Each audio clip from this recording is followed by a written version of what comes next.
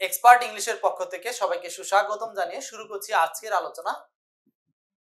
Live ক্লাসে সবাই অনেক সালাম দিয়েছেন। ওয়ালাইকুম আসসালাম। সবাই আশা করি ভালো আছেন, আমিও ভালো আছি। তো চলুন আমরা আলোচনায় চলে যাই। আজকে আমরা প্রথমেই দেখব কোন 13টি ভার্বের পরে object plus verb plus ING বসে। মানে এমন 13টা ভার্ব রয়েছে যেই 13টা ভার্ব মনে রাখতে পারলে আপনি না হলে 200 উদাহরণ সলভ করতে পারবেন, যেগুলো এইখান থেকে কোশ্চেন হয়েছে। তো চলুন আমরা সেখানে চলে যাই। এই আলোচনাটা হচ্ছে এক্সপার্ট ইংলিশ বই থেকে। আমি আছি আপনাদের সাথে আলিম স্যার, রাইটার এক্সপার্ট ইংলিশ। নিচে ছোট্ট একটা সূত্র আপনারা দেখতে পাচ্ছেন। এই সূত্রটার মধ্যে মোট 12টা বর্ণ আছে। এই 12টা বর্ণ দিয়েই আমরা আজকে 13টা বর্ণ আছে। এই 13টা বর্ণ দিয়েই আমরা আজকে 13টা ভার্ব মুখস্থ করে ফেলবো এবং এই 13টা ভার্ব দিয়ে আমরা প্রচুর সংখ্যক কোশ্চেন সলভ করব। তো চলুন আমরা দেখে আসি 13টা ভার্ব কি কি। এই যে হলো লিস্ট। সো এই লিস্টটা একটু সবাই স্ক্রিনশট মারবেন অথবা লিখে নেবেন, যে যেটা পারেন। দেখেন, ডাব্লিউ, ডাব্লিউ তে কি আছে? ডাব্লিউ তে আছে হচ্ছে ওয়াচ। এল এল, ডাবল এল, ডাবল এল এ কি আছে? একটা আছে লিভ আর একটা হচ্ছে লাইক। এরপর দেখেন সি তে কি আছে? খুঁজেন, সি তে আছে ক্যাচ। এরপরে এম তে কি আছে?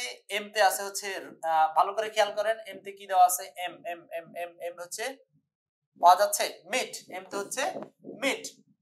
এস এস একটা আছে সি, একটা এসে সি আর একটা এসে হচ্ছে আপনার স্মেল। এরপর দেখেন এফ এফ একটা আছে ফিল আর একটা এফ এ আছে ফাইন্ড। এরপর দেখেন এইচ, এইচ তে আছে হচ্ছে একটা হিয়ার। আই তে আছে কি? আই তে আছে দেখেন ইমাজিন। এরপর দেখেন আর তে আছে কি? আর তে আছে হচ্ছে আপনার এই যে রিমেম্বার। এন তে আছে কি? এন তে আছে নোটিস। এখন বলবেন এইগুলো কেন আমি এলোমেলো করে দিলাম? কারণ হলো এইগুলো আপনি যদি এই সূত্র আকারে মুখস্থ করেন অথবা সিকোয়েন্সিয়ালি মুখস্থ করেন, এখানে গুরুত্বের ভিত্তিতে সাজানো আছে। সবচেয়ে প্রথমটা সবচেয়ে বেশি গুরুত্বপূর্ণ, এইভাবে সাজানো আছে। এখন দেখেন এই যে welcome S F Hiron, welcome, welcome S F Hiron, তোমার অবজেক্টের পরে বসাই দিবা কি? Verb plus ING. ক্লিয়ার? আমি রুলসটা কি বলছি? ওয়েলকাম এস এফ হিরন, এরপরে যে অবজেক্ট আসবে তারপরে নতুন ভার্ব আসলে সেটাকে কি করতে হবে? আইএনজি যোগ করতে হবে। তার মানে এই যে শব্দগুলো, এই যে 13টা ভার্ব এখানে আছে, এই 13টা ভার্ব 1 2 3 4 5 6 7 8 9 10 11 12 13, এই 13টা ভার্বের পরে একটা অবজেক্ট আসবে, সেই অবজেক্টের পরে আমরা ব্যবহার করব verb plus ING. Mind it, এই আইএনজি কে আমরা বলবো হলো present participle, not gerund, not gerund. আমরা এই আইএনজি কে বলবো হচ্ছে প্রেজেন্ট পার্টিসিপল। খুব সাবধান, ভার্ব প্লাস আইএনজি হিসাবে এই যে স্ট্রাকচারের ভার্ব প্লাস আইএনজিটা বসবে পরে সেটা হবে প্রেজেন্ট পার্টিসিপল। কিভাবে হবে আমরা একটা উদাহরণ দিয়ে বোঝাচ্ছি। আরো কিছু কথা বলে নিচ্ছি। এই যে যে শব্দগুলো, এই শব্দগুলো যেই টেন্সেই থাকুক, যেই টেন্স মানে কি? যেই টেন্স মানে ধরেন সি থেকে আসলো স, স। এবার দেখেন সি থেকে আসলো সিন। এবার দেখেন স্মেল থেকে আসলো স্মেলড, মানে প্রেজেন্ট পাস্ট পার্টিসিপল যেটাই আসুক। ক্যাচ থেকে আসলো কট, কট। লিভ থেকে আসলো লেফট। যে কোনো টেন্সেই আসুক না কেন, তার মানে এই যে 13টা ভার্ব দিলাম, এই 13টা ভার্বকে যদি আমরা যে কোনো টেন্সের মধ্যেই পাই, এরপরে একটা অবজেক্ট পাবো, তারপরে যা পাবো সেটা শব্দ হবে আইএনজি, এবং এই আইএনজি যুক্ত অংশটার নাম হবে প্রেজেন্ট পার্টিসিপল, প্রেজেন্ট পার্টিসিপল। এখন আসেন আমরা এটাকে একটু উদাহরণ দিয়ে বুঝাই, তাহলে কি করে ক্লিয়ার হবে। তাহলে আপনার মুখস্থ হয়েছে কিনা, স্ক্রিনশট দিয়েছেন কিনা, এরপর আমরা উদাহরণে যাব। আবার বলতেছি, ওয়েলকাম এসএসএফ, এসএফএফ হিরন প্লাস অবজেক্ট, তার মানে এই কয়েকটা বর্ণ দিয়ে আপনারা মনে রাখবেন। আর আমার সাথে চাইলে আপনারা টানা মুখস্থ করতে পারেন। See here feel like smell watch, একবার বলেন see here feel like smell watch, see here feel like smell watch. যদি টানা মুখস্থ থাকে এটাও কিন্তু অনেকটা হেল্পফুল হয় বেশিরভাগ ক্ষেত্রেই। See here feel like smell watch, see here feel like smell watch, সবচেয়ে গুরুত্বপূর্ণ এই কয়টা। আপনি যদি 13টা মনে নাও রাখতে পারেন, এই কয়টা সবচেয়ে বেশি মনে রাখবেন। তারপর আছে কি? Catch find leave notice, catch find leave notice, catch find leave notice, meet imagine remember, meet imagine remember. আপনি এই কয় দমে মনে রাখবেন, catch find leave notice, catch find leave notice, meet imagine remember. এই সবগুলোর পর হবে ভার্ব প্লাস আইএনজি। মিট শব্দটা যে কোনো সেন্টেন্সে এম ইটি পাস্ট টেন্সে হতে পারে, ফাইন্ড শব্দটা থাকতে পারে ফাউন্ড আকারে, কোনো সমস্যা নাই। নোটিস হতে পারে নোটিসড। তো এটা যে টেন্সেই থাক না কেন আমরা এরপরে কি করব? অবজেক্ট থাকবে, তারপরে ভার্ব প্লাস আইএনজি। আবারও বলতেছি অবজেক্ট লাগবে, সরাসরি না, একটা অবজেক্ট লাগবে, তারপরে বসাবো ভার্ব প্লাস আইএনজি। তো চলে আসুন উদাহরণে যাই। সবাইকে একটু ক্লাসটা শেয়ার করে দেওয়ার অনুরোধ থাকলো, কারণ আজকের এই বিশেষ ক্লাসটা আপনি যে কাউকে দেখালেই সে অবশ্যই খুশি হবে। তো চলে আসেন।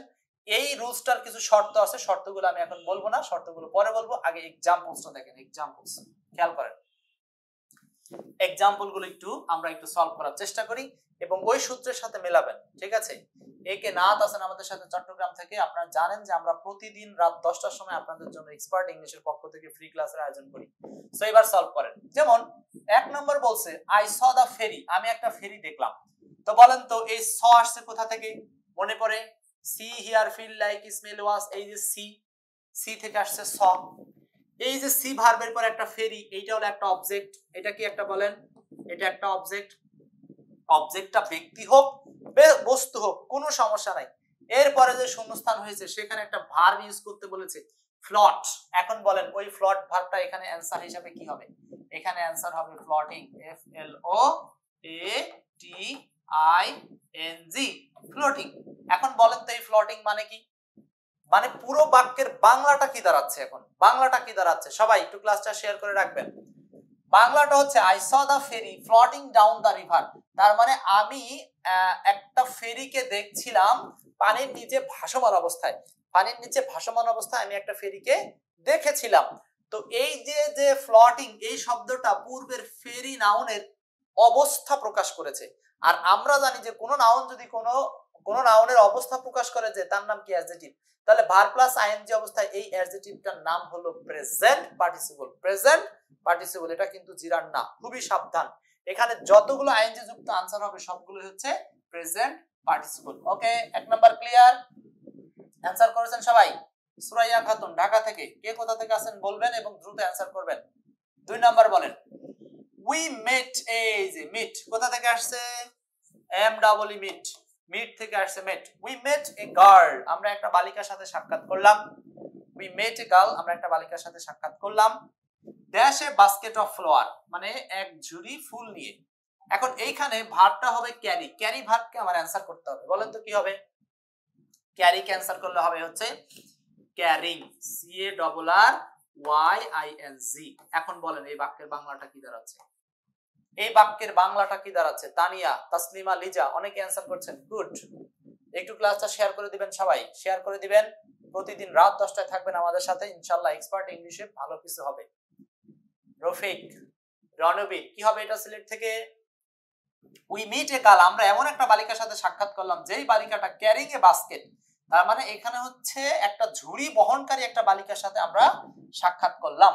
সো এইখানে ক্যারিং হবে। কেন? এই যে মিট প্লাস অবজেক্ট, এরপরে এখানে হয় ভার্ব প্লাস আইএনজি, যেটা আবার প্রেজেন্ট পার্টিসিপল। তো এখানে ক্যারিং, ক্যারিং কেন প্রেজেন্ট পার্টিসিপল? কারণ এটা পূর্বের নাউনের অবস্থা প্রকাশ করতেছে।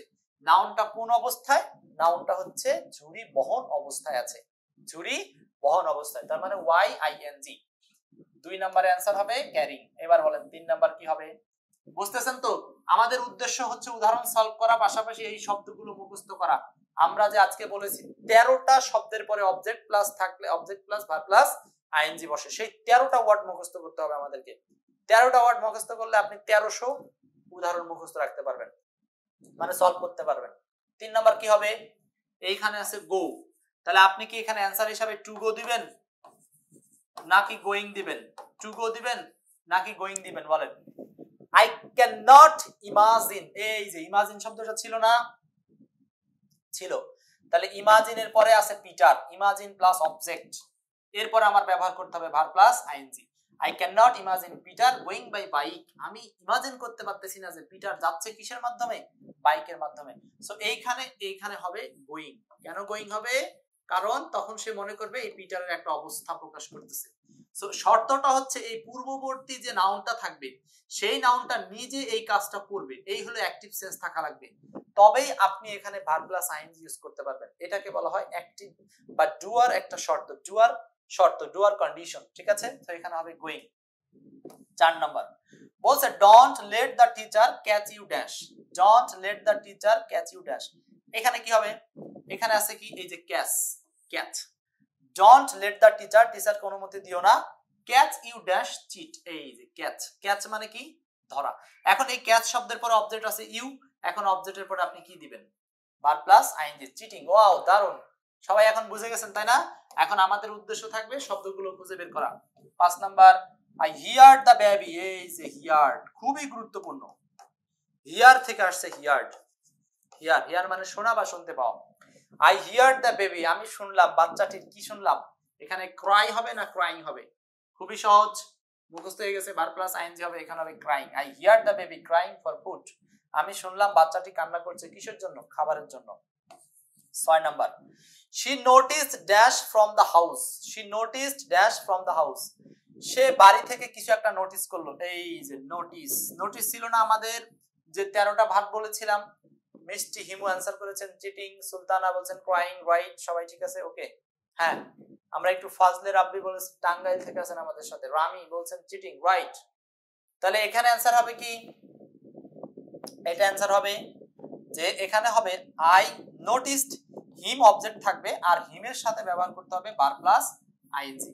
I noticed him running from house, I noticed him running from house. 6 এর অ্যানসারটা হচ্ছে এইটা, 6 এর অ্যানসার হচ্ছে পরেরটা, হিম রানিং।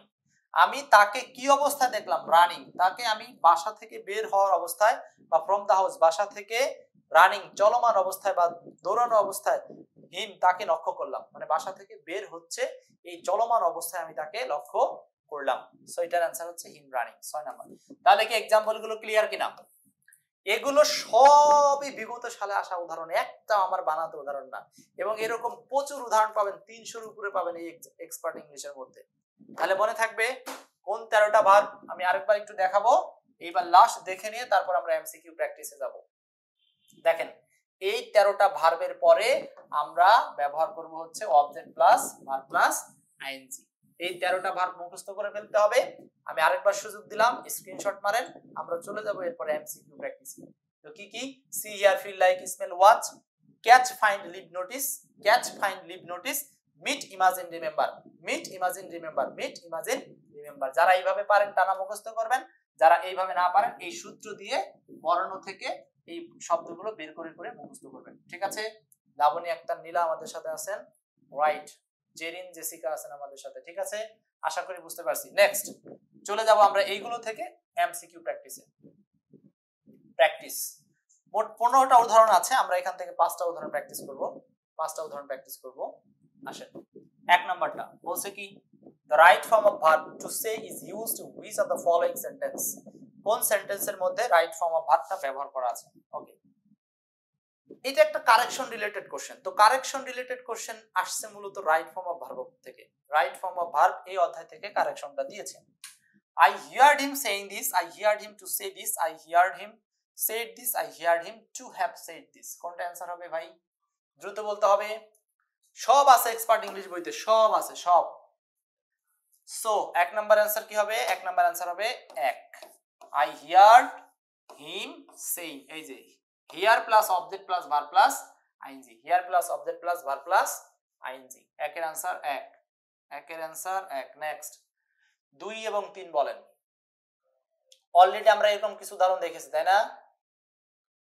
দেখেন সি ভার্ব দিয়ে প্রচুর উদাহরণ আছে, সি ভার্ব দিয়ে। যেমন দেখেন এখানে I saw my sister, my sister হলো অবজেক্ট, সি থেকে আসছে স, যে টেন্সে আসুক আমি বলছিলাম। তাহলে এখানে হবে verb plus ING, shouting. I saw my sister shouting for help, আমি আমার বোনকে দেখলাম চিৎকাররত অবস্থায় সাহায্যের জন্য, সাহায্যের জন্য চিৎকাররত অবস্থায় আমার বোনকে দেখলাম। 3 number, he washed the boat, এই যে ওয়াশড, ওয়াশড এর পরে দা বোট আছে তাই না? তো এরপরে হবে অ্যানসার ফ্লোটিং, ফ্লোটিং। দ্রুত, আপনারা পারতেছেন না এখন? কমেন্টে দ্রুত অ্যানসার করেন, কিছু রিঅ্যাক্ট করেন, শেয়ার করেন। 4 number, which of the following sentence is correct, আবারও কারেকশন রিলেটেড তৈরি করে ফেলছে 4টা। সো এই সেন্টেন্সে ওই 13টা ভার্বের মধ্যে কোন ভার্বটা আছে বলেন তো? কোন ভার্বটা আছে এখানে? এই যে দেখেন ফাউন্ড, ফাউন্ড আসছে কোথা থেকে?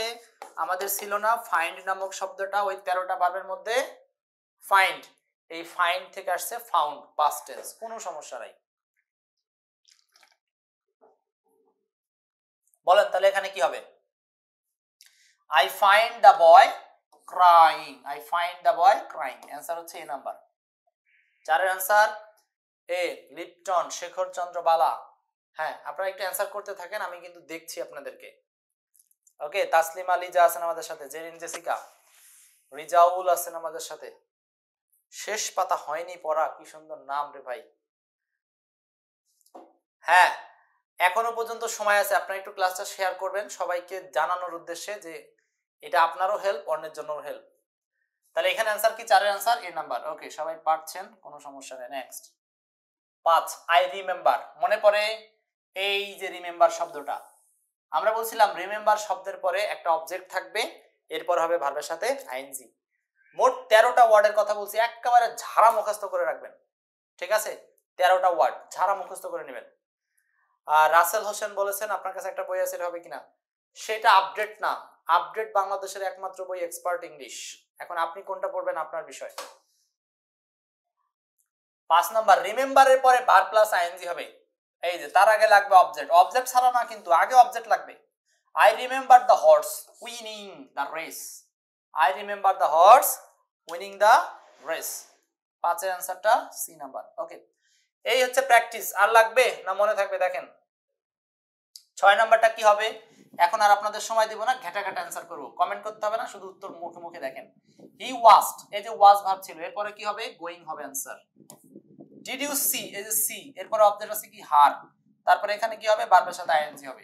কামিং, সি হার কামিং। পারবেন তো সবাই নাকি? এই যে হিয়ার ভার্ব আছে, হিয়ার, হিয়ার এর পরে অবজেক্ট আছে, তারপরে শূন্যস্থান আছে। আপনাকে কিন্তু খেয়াল করতে হবে শূন্যস্থানটা কোথায় দিচ্ছে। শূন্যস্থানের আগে একটা অবজেক্ট আছে, তার আগে হিয়ার আছে, অতএব এখানে হবে আইএনজি। স্ক্রিমিং, স্ক্রিমিং মানে কান্না করা। লিসেন, শোনো, আই ক্যান হিয়ার সামওয়ান, আমি শুনতে পাচ্ছি কেউ একজন কি করতেছে? নকিং এট দ্য ডোর, দরজায় ঠক ঠক করছে। 9 এর অ্যান্সার হচ্ছে বি নাম্বার। ওকে, নেক্সট। এই তো পারবেন তো, সবই একই রকম, সব একরকম, এগুলো সব পারবেন, কোনো ভুল নাই, কোনো ভুল নাই, কোনো ভুল নাই। 14 নাম্বার, লাস্ট কোশ্চেন 15, কোনটি শুদ্ধ বাক্য? এটা দেখেন, প্রাথমিক পরীক্ষা আসছিল, প্রাইমারি পরীক্ষা আসছিল, এটা কি লিখছে? আই স দা পাখি, আই স দা পক্ষী, I saw the bird, I saw the bird, I saw down, এই সেন্টেন্সটা ভুল, আই স দা বার্ড। এখন আসেন, সিটিং, সিট, সেট, দেখছেন পার্থক্যটা কি? I saw the bird, answer হবে I saw the bird sitting on the roof, I saw the bird sitting on the roof. তাহলে 15 অ্যান্সারটা হচ্ছে ডি নাম্বার। সব পাবেন এক্সপার্ট ইংলিশ বইতে, সব সব পাবেন এক্সপার্ট ইংলিশে। আপনার পুরো ধারণাই চেঞ্জ হবে যে বইটার মধ্যে কিভাবে সবকিছু সাজানো আছে। একেবারে আপনার চিরস্থায়ী ভাবে একটা বই যদি সাথে থাকে, আপনার জীবনে আর জব সেক্টরের জন্য আর কোনো বই লাগবে না। ইংরেজি একটা বই যথেষ্ট, সেটা হচ্ছে এই এক্সপার্ট ইংলিশ। ঠিক আছে, আশা করি সকলের কাছে বইটা আছে। ক্লিয়ার এই রুলসটা? তাহলে আমাদের মনে থাকবে মোট 13টা শব্দের পরে আমরা অবজেক্ট পেলে তারপরে ব্যবহার করব ভার্ব প্লাস আইএনজি। সো এই রুলসটা যারা শিখেছেন সবাইকে অনেক ধন্যবাদ, শেয়ার করে দিবেন সেই প্রত্যাশা রাখছি।